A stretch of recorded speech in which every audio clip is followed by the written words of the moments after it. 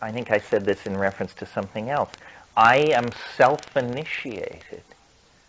No lineage controls me. Nobody ever came knocking on my door and said, you shouldn't talk about this stuff. Nobody has ever done that to me. So I have the weird feeling, and I don't believe it, but I have the feeling that it's like I discovered it. Because nobody tells me, nobody comes over and says, hey, you're on our territory, or don't talk about that. Didn't you know that we Mandayans have been doing this for 10,000 years? So, and I've been talking about it since '82 in public, and it's still a secret. It's still a secret. It's the secret that can't be told. And with that, let's now rewind this talk back to the beginning and join Terence and a few friends on a June day in 1994. And just for fun, try to recall what you were doing that month. Psilocin and DMT are not the same thing, and they don't actually degrade into the same thing. So they are sort of like parallel pathways in the brain. DMT is by far the most dramatic of all of these hallucinogens. And in some ways, if we only had DMT, we could do just fine, thank you. I mean, it's clumsy in some situations, but it definitely takes you from A to Z with all the stops in between.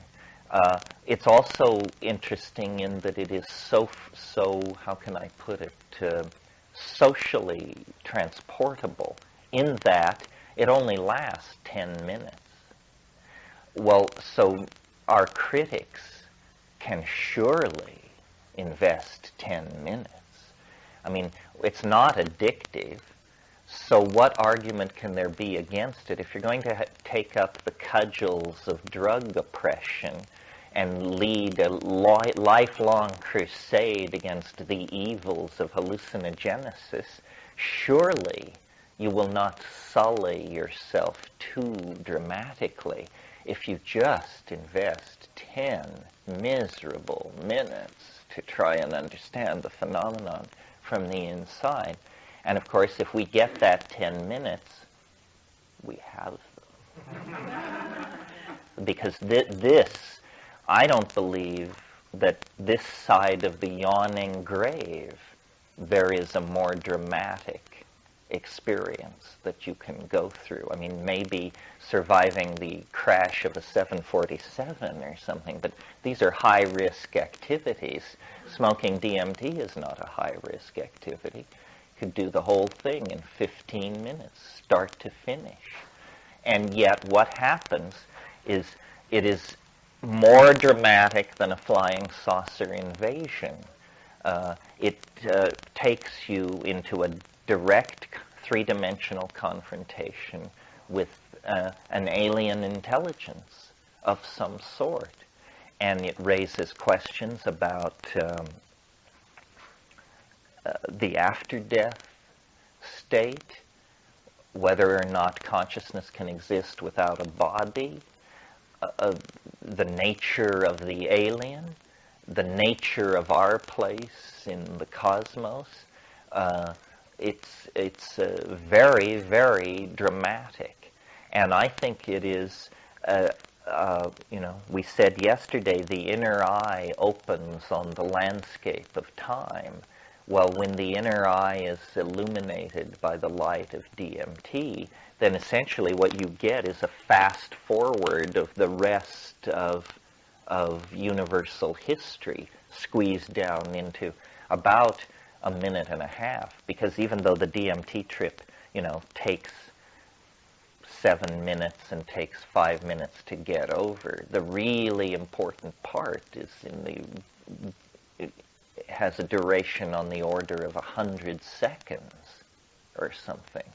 And the longest 100 seconds you will ever know, because that's how you get people to do it. It's how I was gotten to do it. I only asked one question when they brought me DMT. I said, how long does it last? And he said, 3 to 5 minutes. Bring it on, Sam.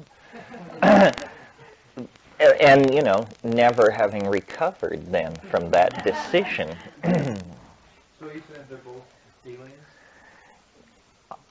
No, I don't know what they are. I mean, the thing that you see in DMT, I mean, what I've called the self-transforming elf machines, right, are, well,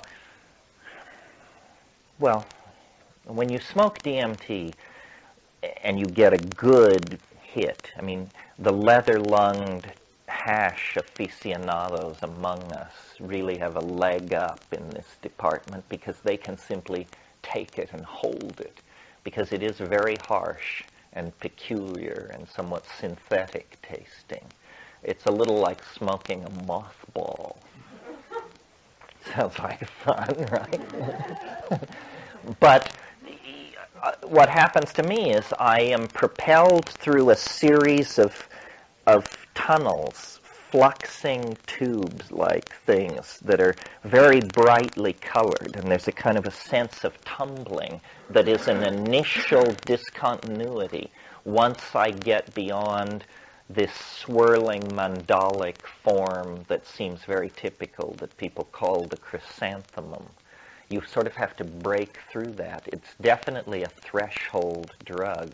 You have to get over a certain threshold. But if you do, hang on, Hannah. And it comes on in about 15 to 30 seconds. And you're propelled down this fluctuating colored tube, and your body feels strange, anesthetized, something. It's very hard to put your finger on it. And then I burst into a space where there is immediately a roar of welcome. And I'm in this domed, indirectly lit, comfortable place with ceilings not much higher than this and the walls pushed a little bit further out. And somehow there's an intuition that is unmistakable that this is underground, that we're far underground. Why? I don't know, but you know that you're underground. And then the main thing that's happening, though, is the entities, the elf machines, these jeweled, self-dribbling basketballs made out of light. They look like foraminifera cast in opal or something that are completely moving and transforming. And they come right up to you, and then they jump into your chest and jump out again. And there is this crazy emotion running around. It's like, I don't know, did you ever see the film Hell's A-Poppin'? It was a 30s deal. Or Marx Brothers cartoon, Marx Brothers routine, or a Max Sennett comedy. It's sort of like a Bugs Bunny cartoon run backwards at high supersonic speed. There's all this jumping around and playing. They're playing. They're like kittens. Or, yes, sort of like kittens. And they're saying, we love you. We love you, buddy boy. And we're so glad to see you. And it's horrifying.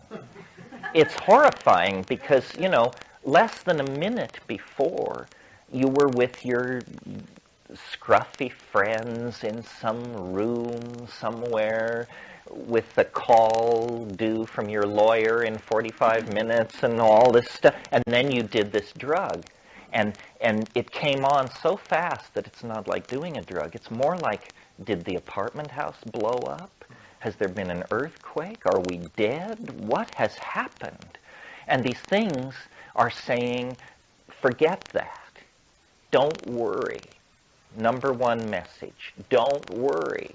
Number two message, somewhat surprising, do not give way to amazement. That's what they say. They say, do not abandon yourself to wonder. Just pay attention, because I'm like this. And you breathe and look around, and it doesn't go away. It's stable, and you think, oh, God.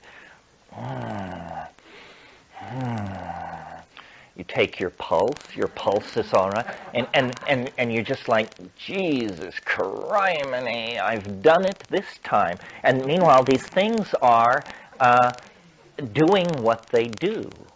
And what they do is they make objects out of language. They possess a language that you can see. And they make things with it. They're singing. They're punning. They're punning is what they're doing. They're able to make things which are both words and objects simultaneously. And they're producing these unbelievable puns, and they're showing them to you. And one of them will come scampering up, although they have no legs, and they're not, but scamper is the vibe. They come scampering up, and they say, look at this! Look at this, and here's another one. No, me. They're elbowing each other out of the way. Look at this. And you, as you direct your attention into these things that they're offering you, then you realize why they said, do not abandon yourself to wonder. Do not give way to astonishment. Because what they're showing you is impossible. It's impossible. And as you look, you say, matter can't do that. Light can't do that, because these things are morphing, transforming. These cross between Fabergé eggs and radiolaria and opalescent foraminifera and these complex mathematical, geometric things, saying, look at this. And then when they release these things, the things themselves are generating language, squealing and chirping and punning and humming and generating other objects. And this stuff is just accumulating. And they are very intent, and they say, do what we are doing. Do what we are doing. Pay attention and do it.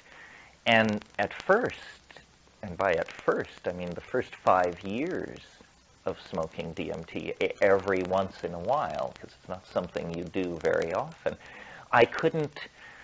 it was all going so fast. I was just like in shock. I was, in fact, too amazed to participate. And then high-dose mushroom trips and practicing the glossolalia and this and that, I got to the place where when I go in there and all this is happening, I feel in the bottom of my stomach, in the solar plexus, like a lump or a light or a something, and it begins to move up. And when it reaches my mouth just snaps open, and I can do what they want me to do. And I can then join in the play and can make these objects. This is the glossolalia part of it. Glossolalia is not what it appears to the observer. It's some kind of activity where you masturbate the visual cortex or something like that. And as long as you do it, and as long as the drug stays at high concentration in the synapse, you're just ecstatic. And they're ecstatic. They're jumping up and down. Yes, he's got it, by gad, that's it. Pouring in all this encouragement and love and affection. And you're now, a minute, 2.5 minutes deep into this thing. And at that point, it just sort of like a shudder goes through it, and it kind of pulls apart and falls down and moves back and melts and drifts away and evaporates, and any number of other words used to describe dissipation. And then you open your eyes, and your friends are there. Granted, they appear to be beryllium mantises of some sort, but nevertheless easily recognized as friends and neighbors. And though you are more loaded at that moment than you have ever been in your life, you feel perfectly confident to proclaim, I'm down. Because you are down. Because compared to where you were 20 seconds earlier, the fact that your friends look like polished mantids and all the rest of it is utterly mundane and trivial and gives you no problem at all. You just say, thank God I'm back in the real world. And then over the course of the next 3 minutes, it just goes away. Do your friends confer that they have the same experience? A lot of people have the experience. It is put through many filters, and people always ask this. And I think two things are critical here. Dose, and I'm a lifelong hash smoker, and I can take an enormous hit of hash and hold it. There isn't a cilia left in my entire lung system. That's important. And then the other thing is, I think it's this veil thing. How much can you stand? Because people come back and they say things which are like along the spectrum to what I'm describing, but not quite there. Like people often say there were elves, there were little people, not self-dribbling jeweled basketballs, but simply little people. I've even had people say they had leather jerkins and little turned up curls on their footwear and stuff like that. Other people say it's to me the archetype of DMT is the archetype of the circus. And when you take it, you'll know what I mean, because the circus is a very complex emotional construct. A circus is a great place to take children. They love circuses because of the clowns and the animals and the colored costumes and the moving light. But the circus is many things. I mean, above all that, and in the center ring, up near the top of the tent, is the lady in the tiny spangled costume who is hanging by her teeth and working without nets. Death and Eros. And I think, it may reflect on my psychology, but I am positive that my first exposure to death and Eros was such a woman. Because I can remember being so small that I was wrapped up in something and handed from hand to hand. And yet when I saw the lady in the spangled costume risking her life, I simultaneously understood that she was risking her life and that she was some kind of great babe. And, I was under 3 at the time. So Eros and death in the midst of hilarity and humor, which is a weird juxtaposition. And then the side shows, the boy in the bottle, the Siamese twins, the goat-headed lady, the bearded woman, all of this weird, kinky, strange, deviant stuff is just off the main exhibit. And the circus, what the circus represents is rupture of plane. It represents the alien. A circus coming to a small Midwestern town is an alien invasion. Children are told they can't play out late at night. The carny people are in town. Farmers come from miles around. It's a celebration, but it also is an experience of a social edge. The carny people, they drink, they may swap wives, who knows? They're not like us over here at the Lutheran Church. And eventually, after a few days, they make their money, they spin their bottles, they play their game, and then they pack up and they leave. And every child worth his or her salt wants to run away with the circus. Of course, because the circus will take you to another world, a world completely different from the humdrum Kansas that you're living in somewhere. If any of you are film fans, Federico Fellini had a wonderful affection for the circus and clearly saw it in this way. Not only the circus of Amarcord, but the circus of Roma, Satyricon, Casanova. I mean, over and over again, Fellini, he was doing this. He was an impresario. He was a master of magic and effect. It's this idea that there's a world right next door, literally one toke away, that when you lift the veil, then the screaming elf hordes come bounding in. And when I did it, I was a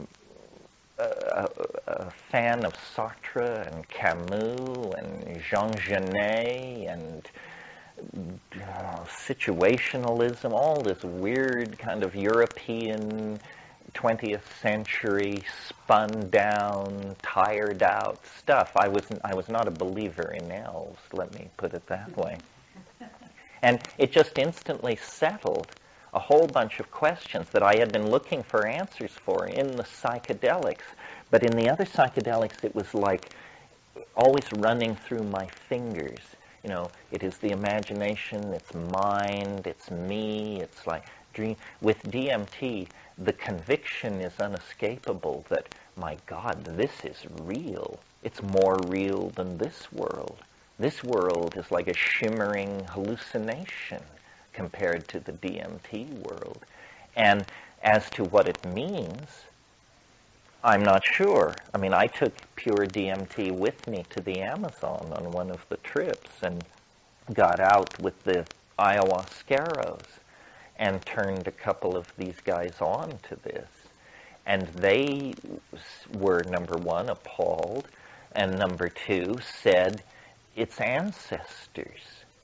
It's ancestor spirits. I mean, didn't we tell you that we do it all with the ancestors? Well, that is, strangely enough, the conservative analysis.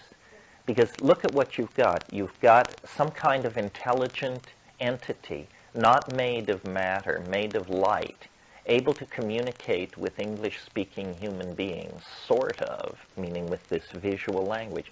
Well, so it's either, if we put aside the figment of your imagination theory, which seems a little pallid at this point, then it's either an extraterrestrial, a true extraterrestrial, and that's possible. I mean, think about it for a moment. If you were an extraterrestrial of great sophistication and skill and technological power, and you wanted to contact and interact with human beings without alarming them or setting off a historical crisis on their planet, how would you do it? I think you would hide yourself inside an intoxication. Because as we know, if you meet somebody and they tell you they were drinking heavily last night and they saw pink elephants, only a mad person calls the zoo to find out if any elephants have escaped. That's ridiculous. No, we don't take seriously reports of pink elephants because they are associated with intoxication. Well, if you wanted to disguise and hide yourself in the detritus of this world in a place humans would never ever take you seriously, then just slip in between the pink elephant and the something else in an intoxication. So that's one possibility. True extraterrestrials with some kind of mentalist technology where what we think of as a drug is for them a communications network of some sort.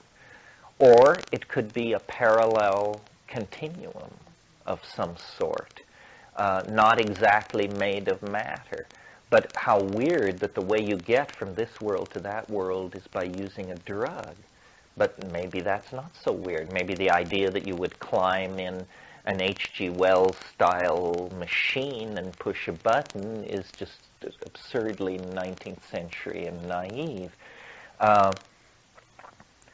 But the more conservative position, since we've never discovered extraterrestrials or dwellers in parallel continuums, and since these things, they are alien and yet not alien. They are alien and yet the alienness is pervaded with a real sense of familiarity. So I think that what they are is souls. And this is what the shamans in the Amazon said they were. They're souls. And that what we're seeing is an ecology of souls. And, you know, it took me the first 16 years of my life to fight my way free of the Roman Catholic Church.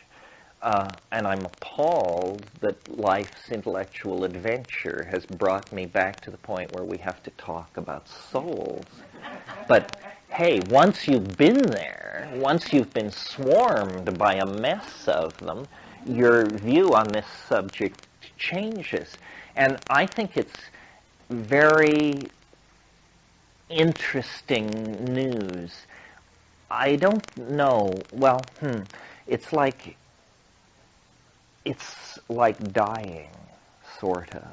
And I, at one point, had an opportunity to turn on a Tibetan monk to these things, a Tibetan lama, not a Budweiser lama, not one of those people, a real lama.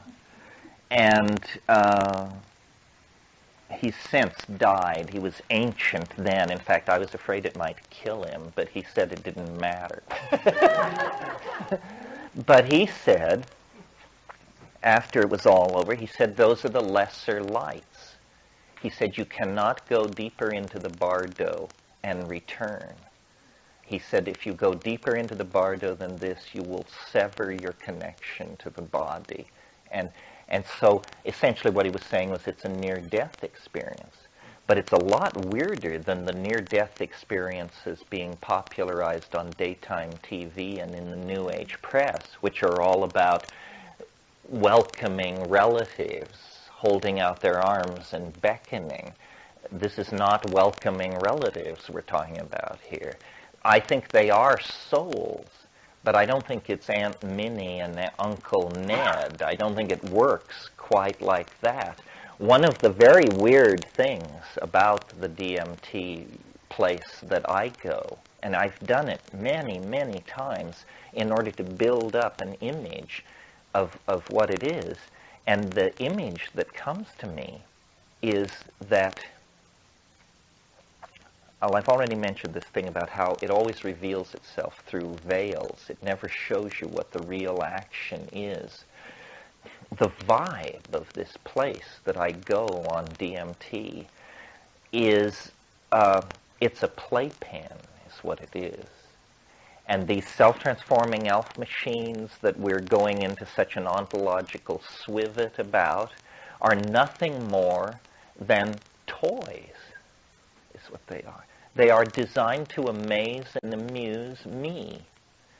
Someone with a very deep insight into human psychology created these things, and they're nothing more than the equivalent of taking plastic shapes strung on a string and hanging them over a bassinet so that an infant can begin to bat at them and coordinate eye, hand, distance, this sort of thing.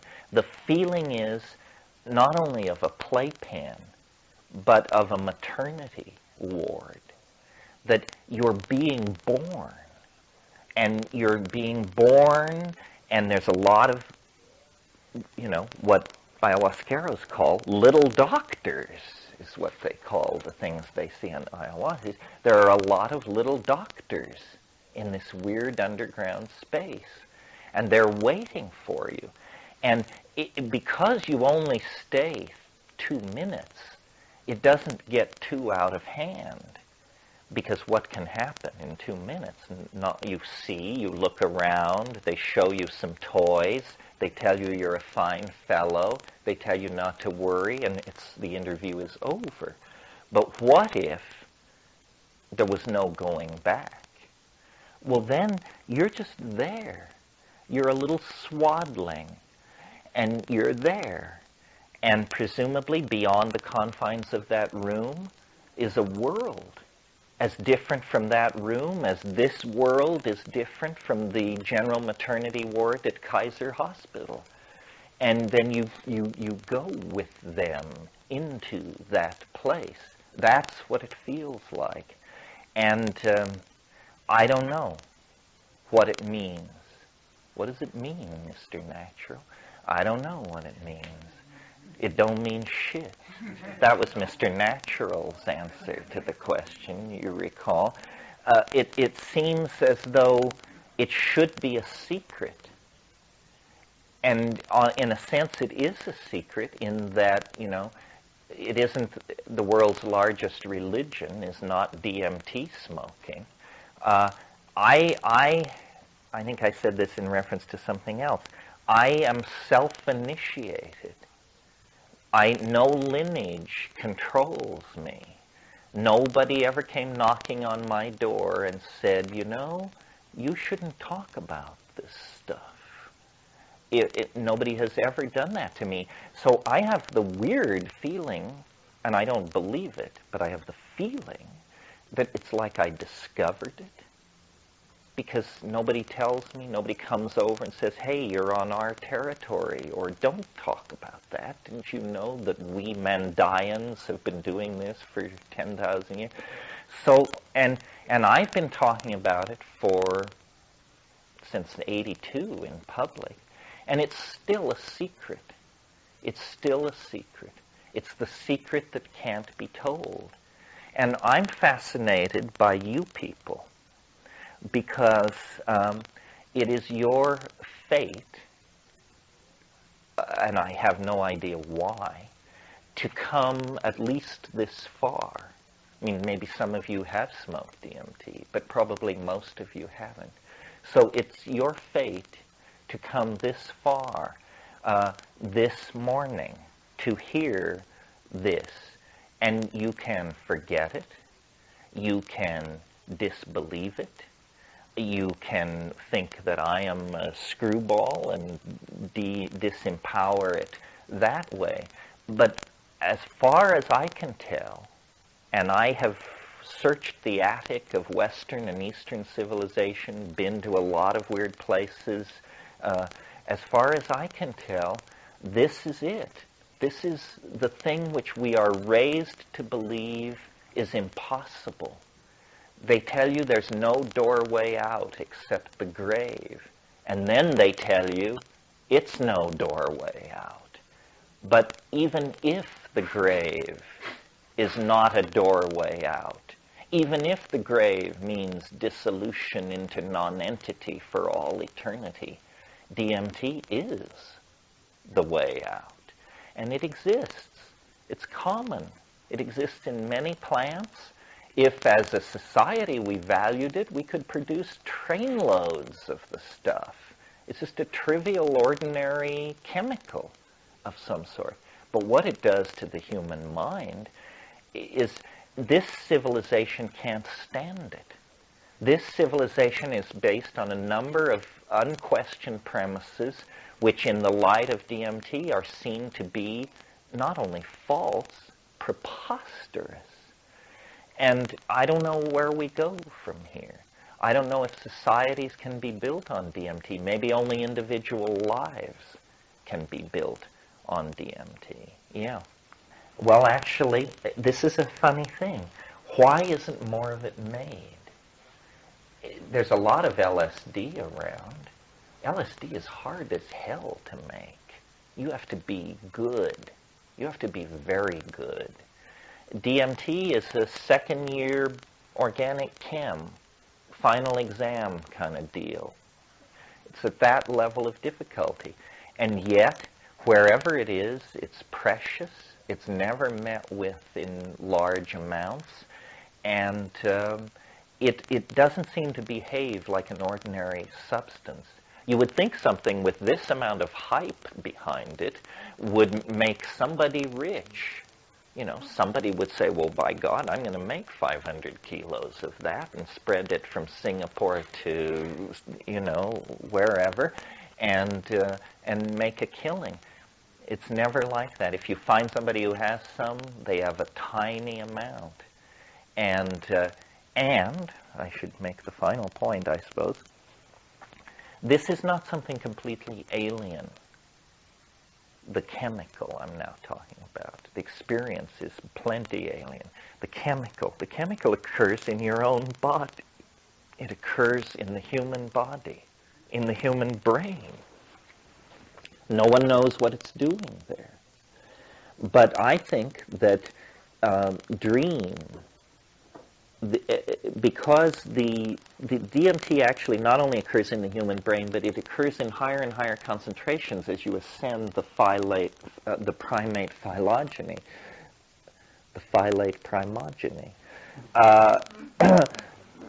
And I think dreaming, that the chemistry of dreaming must be run on DMT, and for several reasons. The first one is, there is only one thing on Earth that ends like a DMT trip, and that's an interrupted dream. You know how you can be dreaming and you're in Paris and you've finally gotten the car and you've met the friend and now you're headed for and it's this kind of crazy stuff. And then the alarm clock rings and literally before your feet hit the floor, it's gone. You know, you can almost feel it melts. It melts. Dreams melt in the same way that DMT melts away. And, very suggestive, the physiological concomitant to dreaming is what's called rapid eye movement. This has been known since the 50s. Well, the highest concentration of DMT in human cerebrospinal fluid occurs between 3 and 4:30 a.m. This is when the deep dreaming is going on, as correlated to REM sleep, to REM movement of the eyes. Well, when you dose somebody on DMT, and it's smoked, I guess I said that.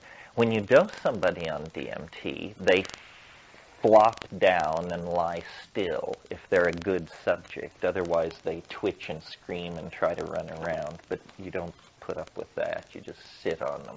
But somebody who knows how to take their medicine will just shut up and lie down. Well, then you look very carefully at them. Their eyes are closed, and you can see about 30 seconds into the experience their eyes begin to dart wildly under their closed eyelids. They are in REM sleep, and I'm sure that if you could put electrodes on people, you would see that the DMT triggers a plunge into REM, and that's where this takes place. Second piece of data which relates to this and is very, very interesting to me, and I wish I had more resources, more money, more connections, believe it or not, is this, that once you have smoked DMT and had the experience that I'm talking about, later, years later, you can have a dream where you're with people somewhere and something's going on, and then lo and behold, somebody produces a small glass pipe in this dream, hands it to you, flashes a butane lighter, and it happens. It happens in the dream. And not a memory of it, not a pale reflection, but a 100% full-on 70 milligram DMT trip in the dream. That means to me that we have the capacity for this all the time. And remember, this is the most powerful hallucinogen on this planet.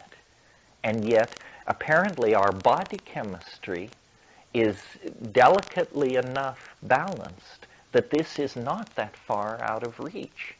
And yet, people never have DMT trips when awake. If it happened to one person in 50,000, it would be a phenomenon known to us since the birth of Greek medicine. But people don't ever have that happen to them. So I think, I talked to Rupert about this. His idea, which is possible certainly, he calls it a necrotogen.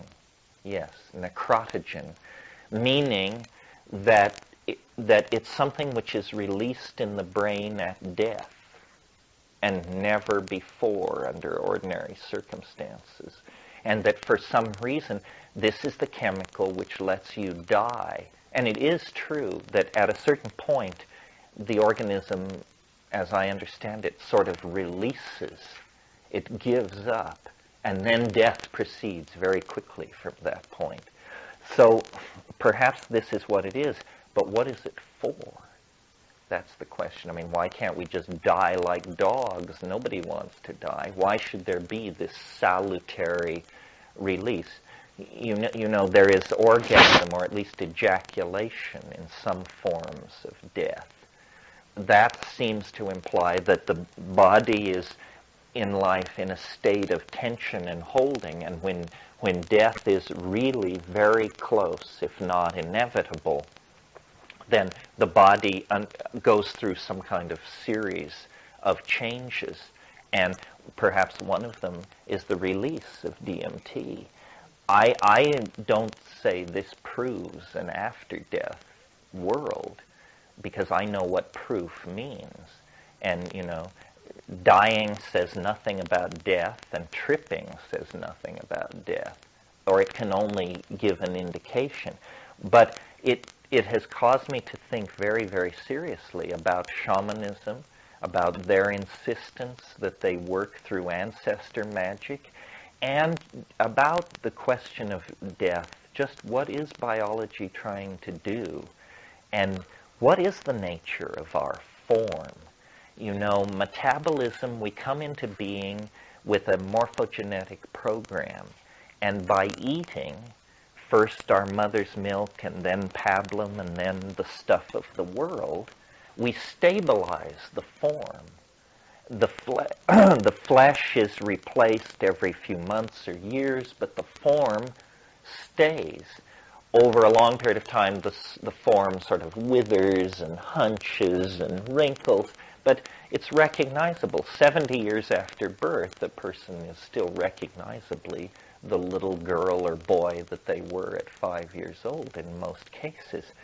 So then at death, the form fails, and metabolism fails, and you no longer are maintained far from equilibrium in what's called the living state. Instead, you know, everything stops, and the body becomes an object, like a piece of furniture. It can be stacked like cordwood or dealt with in whatever way anybody wants to. But perhaps nature does not create this form in vain. And perhaps in the world of higher dimensions and possibilities, this thing is preserved.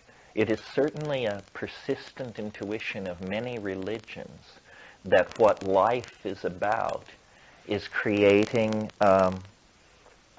something called a vehicle, an after-death vehicle, a body of light, a diamond body, something which endures, and that at death is released into some kind of superspace where it has an entirely other kind of existence about which we can know and say nothing. When you look at our past, it seems to support this idea to some degree, in that we all are here, and yet we came out of the bodies of women, and in a very mysterious process.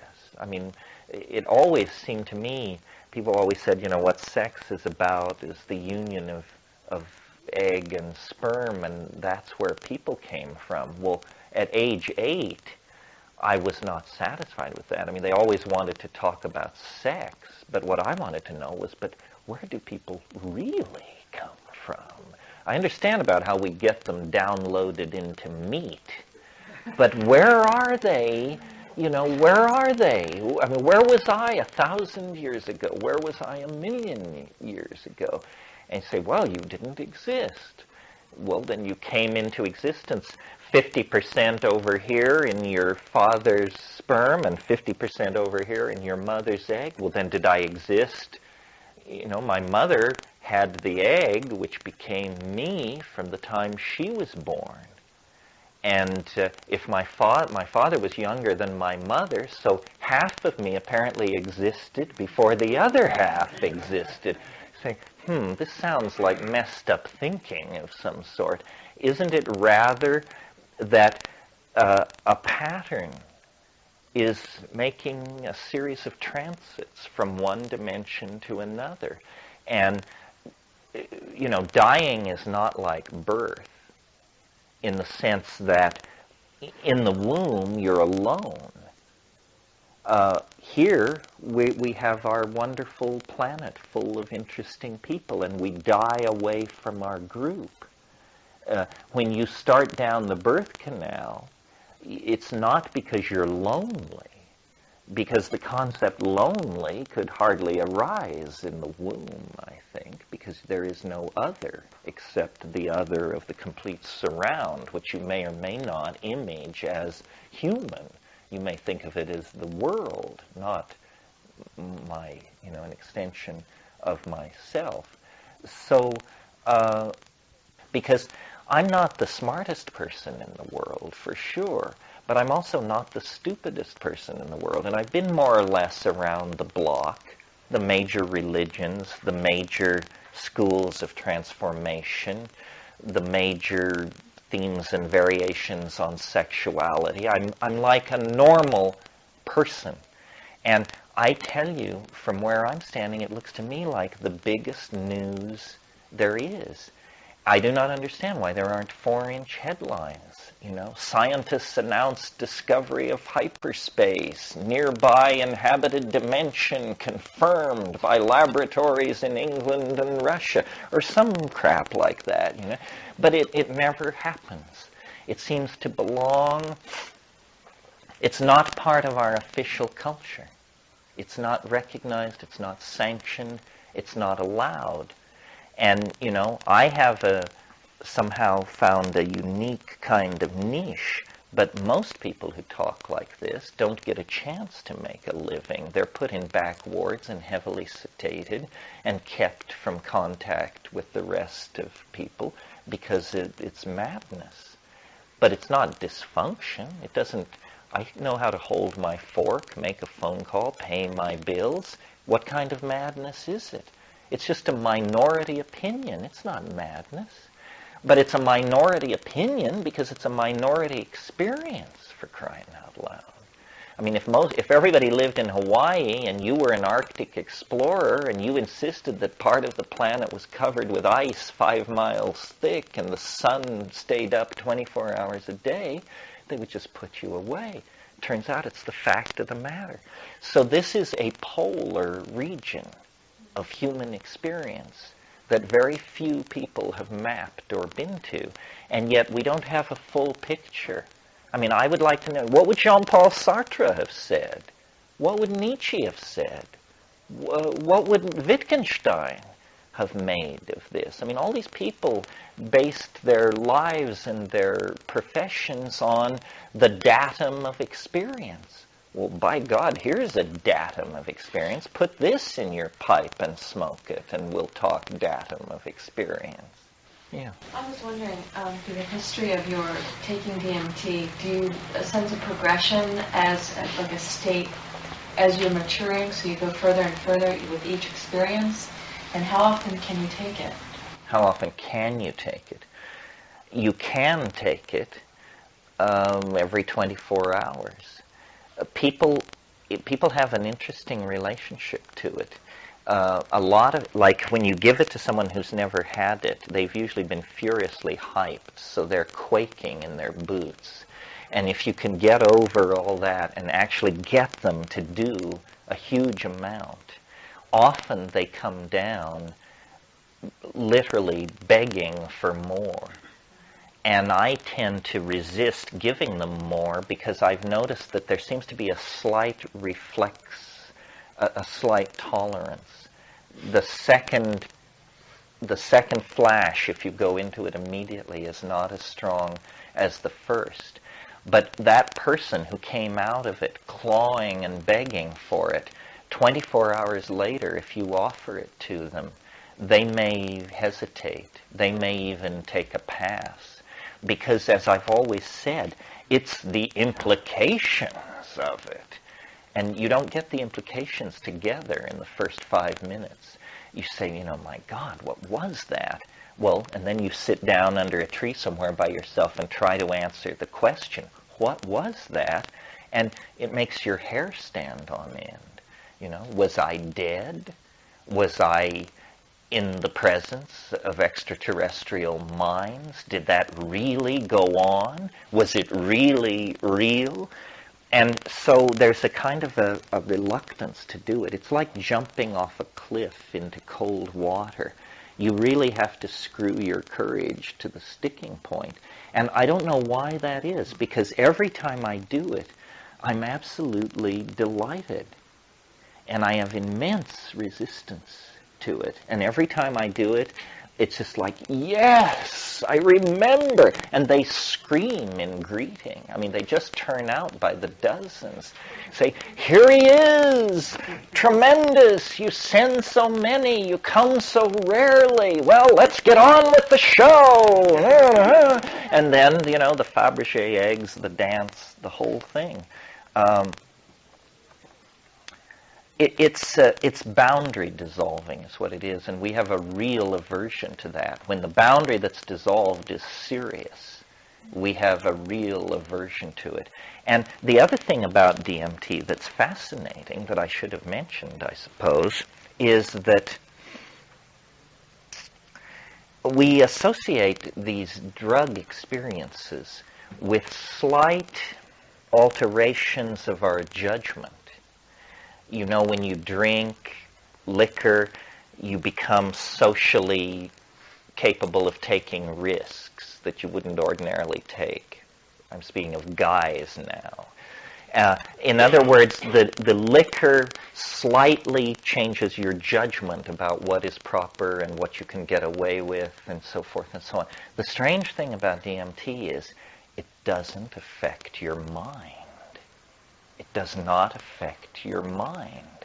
So you come into that place neither happier nor sadder than where you left. You are not stimulated. You are not depressed. You are not anything different. You are exactly the same person that you were. And yet the world has disappeared. It's been completely replaced, 100% swap out. And here you are in this elf nest. And if you were on ketamine and you were to wander into this elf nest, it would just be fine, because everything is fine on ketamine. The first thing you notice when you do ketamine is that you've stopped worrying about the fact that you just did ketamine. That, it impairs your judgment, in other words. Or maybe it doesn't. Maybe it's appropriate to not worry on ketamine. But I like to keep my wits about me. And on DMT, you keep all your wits about you. It isn't about you. People say, well, I'm depressed. Should I do it? Or I just had a big fight with my girlfriend. Should I do it? What difference does it make? Who cares about you and your problems? And it's not like that. It's what it is, and you can have it or not have it or whatever. It's very, very convincingly another place, and that's startling.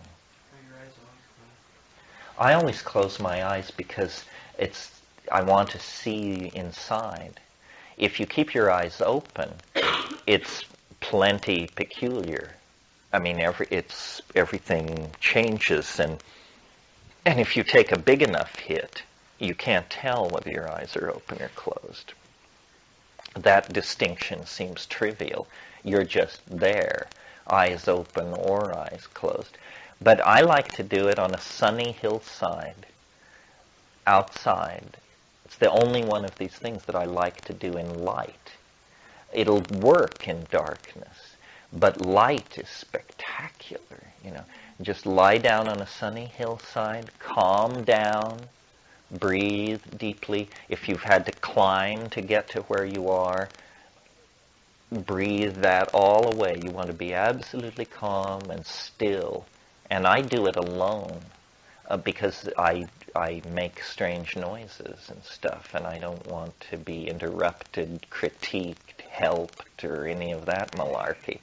And then I just do it. And there's nothing like it on this planet.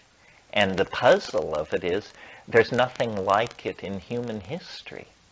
No secret society, no Gnostic cabal, no group of Talmudists or Tantrics, I think, ever came near this. There may be other mysteries in this world that I know nothing of, that are in fact the private and closely guarded property of these lineages and all that. Who knows? But this was the Hope Diamond lying around unclaimed, just sitting on the surface. You said that there was rapid eye movement, which sounded like it was almost like a level of sleep, but it sounds like you're describing what would be more like lucid dreaming. Like you're lucid awake in dreaming, sleep. yes. So you did come away conscious of what the experience was. Well, you do, sort of, but like dreams, it's very hard to hang on to. You have to do DMT a fair number of times to build up any notion of it. It's very interesting. Somebody smokes it, right? At minute 3, they can't speak. At minute 7, they can't stop speaking about how absolutely amazed, appalled, and exalted they are. And at minute 12, they can't remember what they were talking about at minute 7. And you finally, a half an hour after doing it, really the only impression most people have after the first time is they say, it was the weirdest thing which ever happened to me, and I remember anything about it. It's like I think, physiologically speaking, there's no transcription of short-term RNA into memory. Its memory can't hold it. And I think that's because memory works through associative triangulation. This car looks like that car, this city, Lisbon reminds me of San Francisco or Rio. But if you have an experience that's utterly outside category, you have no triangulation of it. You can't say. And I am very aware, when I tell the story of the self-transforming elf machines and the glossolalia and all that it's a kind of a lie. It's the only, it's not true, but it points toward a truth that can't be told. 70 milligrams, and then what happens is you have to take several hits. Well, it depends on your sensitivity. This is another thing that needs to be studied by science. Some people seem practically on the brink of it. In other words, you put 70 milligrams in the pipe, you tell them that it's probably going to take 3 enormous tokes. Well, they get halfway through one shallow toke, fall down, speak in tongues, twitch, moan, flail. It seems inappropriate to suggest that they do 3 more tokes. So,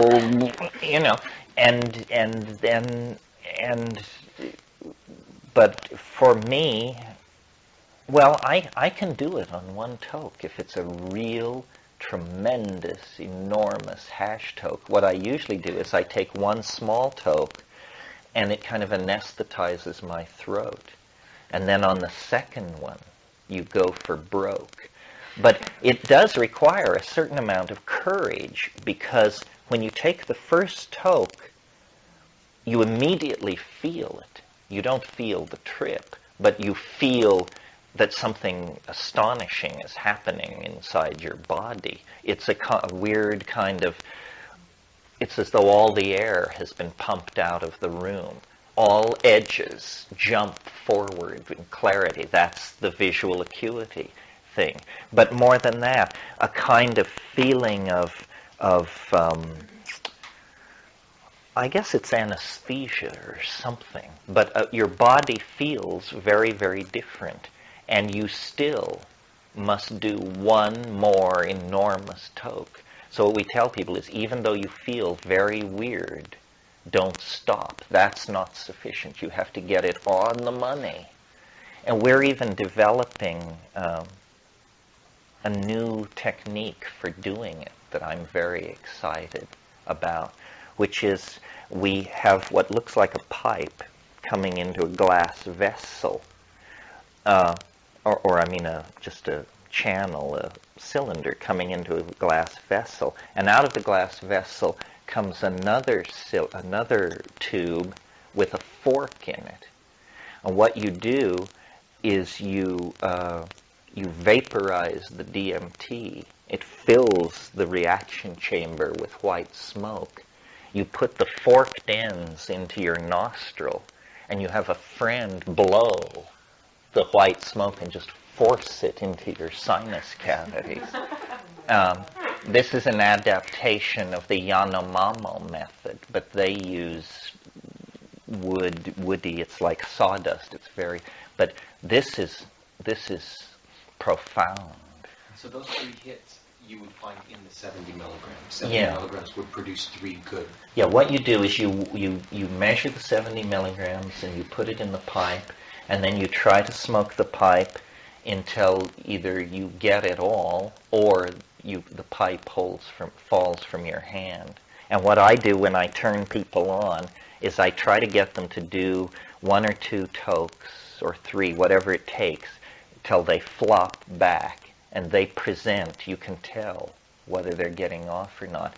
And then the minute they flop back, I look at the second hand of my watch and I count 30 seconds.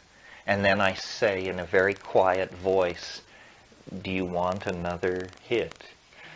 And if they sit up unaided, I'll give it to them. If they can't sit up, then I figure no matter what they say, they're out of bounds. And sometimes it takes it. There is a resistance there, but when you punch through, it's pure high vacuum on the other side. It just sucks you right in. Doing it? Well, actually, yeah. Well, I have tapes. I've never published tapes of me actually loaded, but because they're low quality, made on some little. I had a period where I would take very high doses of mushrooms, like 8 dried grams, and then smoke DMT on top of it, and that all went on in a tent in the Hawaiian rainforest. And I had a little recorder with me, but it's interesting. The glossolalia as to what it sounds like this. I dejing wa gem ki pidike genget e fwa haksike piding hujvi wa hagamaektet. And somehow that syntactically structured but meaningless kind of vocalization becomes the basis of an ecstasy of some sort for some reason. And of course what's happening in the DMT thing is there is a 3-dimensional accompaniment. You hear sounds, but the person making the sounds is seeing what they're making. They're not hearing. The sounds are incidental. They're like the sounds from a buzz saw when you make furniture. The important thing is the furniture you make. And you can. That's why virtual reality interests me so much, because my idea of a design program for virtual reality is go thou and simulate a DMT flash. That would have a commercial application. You could sell that. Industrial Light and Magic would be interested. And then we could give people DMT and then and then after they came down, put them into the virtual reality simulator and say, critique, please. You know, is this what you saw? How is this different from what you saw? What changes would you make in this virtual reality environment to make it more DMT-like? And I think this is the way to build consensus. I've always said that the purpose of these technologies is to show each other the inside of our own heads.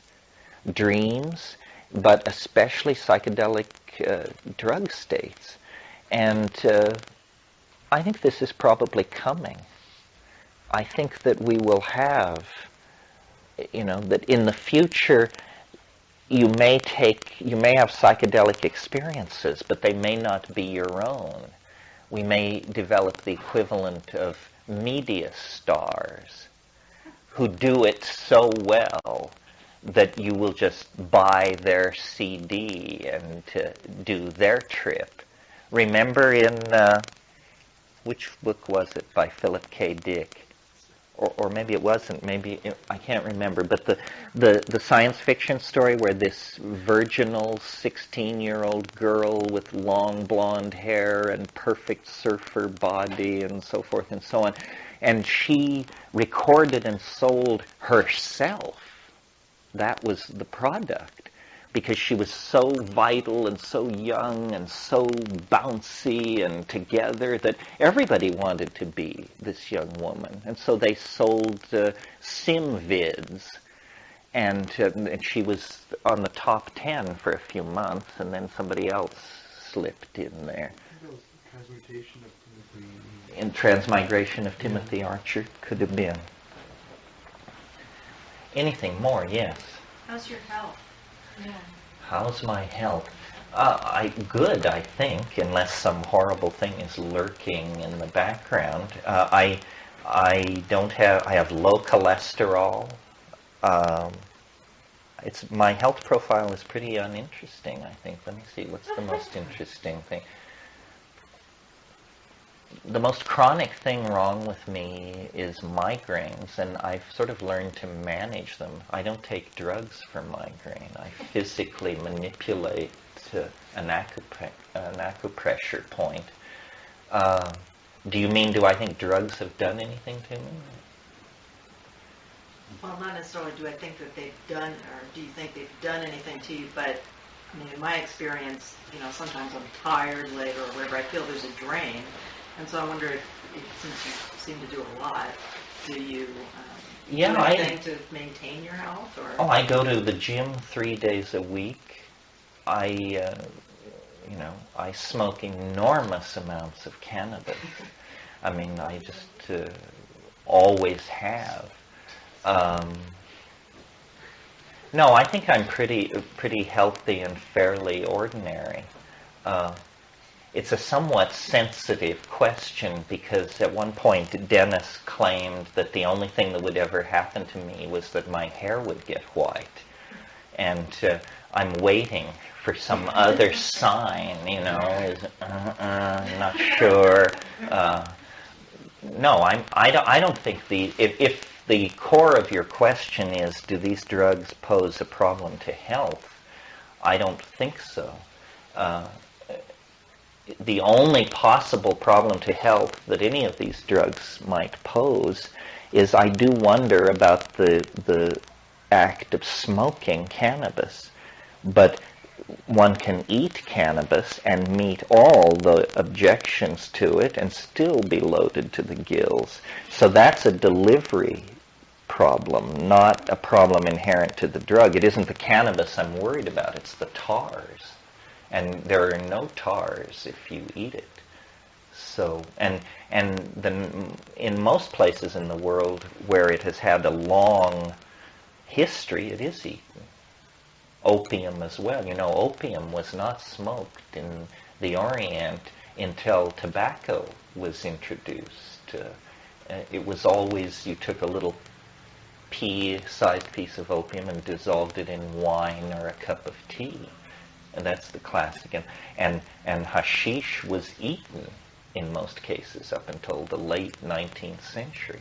Again, the influence of tobacco brought on the tendency to smoke these things. I don't think that, on this question of health, I don't think people should be loaded all the time. other than cannabis or something like that. But I mean psychedelic voyages are trips away from home. They are trips away from home. And we go away from home if we're able to afford it several times a year. That sounds about right. The other thing I'm no fan of, and I suppose I should say it and then let you go, is I do not believe as a rule, I mean, I would break the rule in some cases, but as a rule, I think it's bad to combine drugs. If very little is known about these drugs, 1,000 times less is known about what happens when you start combining things. And, I know people who are really druggy. I mean, I know people who say, well, we got together last night and we smoked a little dope and then dropped some MDMA and somebody had some 5-MeO DMT and after that we used the ketamine to kind of mellow it out. Well, if you were to tell me that these people died of coronary thrombosis or stroke or anything else, I wouldn't be surprised. I mean, that's nuts to pile one drug upon another like that. I mean, and then they say, oh, well, how was it? Say, it was far out, man. Whoa, my God, I would certainly hope so. We're not likely to revisit that combination anytime soon, so I hope you took good notes. No, I think high doses of pure compounds, high doses, heroic doses, find out the LD50 for the drugs you're interested in so that when you're in there and your mind tells you, well, now you're going to die, you can at least have a dialogue with it about how that's impossible because you only took 1/200th of the lethally effective dose. If you don't know what the lethal dose is and your mind starts telling you you're dying, you're just its creature to play with. So it's very important to inform yourself of the pharmacology, the botany, the ethnomedical dimensions of these things, the physiological presentation of the state, the anecdotal accounts of what goes on, and then do it, and do it right. Do it on an empty stomach, in darkness if that's indicated. And this whole thing about the guide, if you're not familiar with these things, you need a sitter. But a sitter is not a guide. A sitter is to call 911. And guides, anybody who tells you they're going to guide you doesn't know the territory. Nobody can guide anybody else. They're just there to reassure. If I have a sitter, they're at least one room away, and I have a little Tibetan gong or something, and they can pop their head in if I ring it. But I don't like being around people when I'm stoned, and I really don't like being around stoned people when I'm stoned. No, pot is like cold water. But the reason I don't like to be around people when I'm stoned and they're stoned is because I worry about them. If I take 5 grams of mushrooms and somebody else takes 5 grams of mushrooms and we're lying side by side in a darkened room, I'm worrying about them. I'm listening. Can I hear them breathing? Mm-hmm. Can I hear them breathing? Well, say I can't. Well then, but maybe they are breathing. Well, but then if I bother them, maybe something really profound is happening to them. So then, and my mind just turns into a nattering moron of some sort out of worry for the other person and some weird sense of responsibility, usually because I'm the advocate, if not the provider. So, take all this with a grain of salt, process it through your own filters, proclivities, eccentricities, and so forth and so on.